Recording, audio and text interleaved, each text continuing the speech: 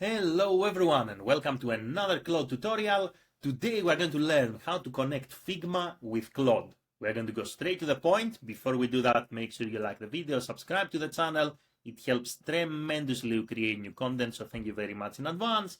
And let's get started. So all you have to do is to come here to Claude. You're going to click on the bottom left hand side and you are going to say settings. So now here you're going to go to connectors. You're going to click browse connector.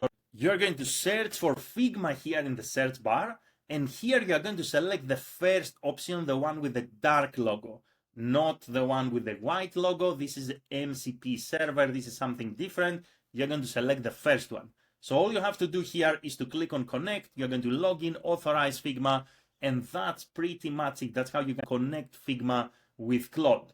Now, before you begin, you can scroll down and you can see under tools what Claude can already do with Figma. Generate diagrams, get design context, get screenshots, get metadata, create design system rules, and a couple more things.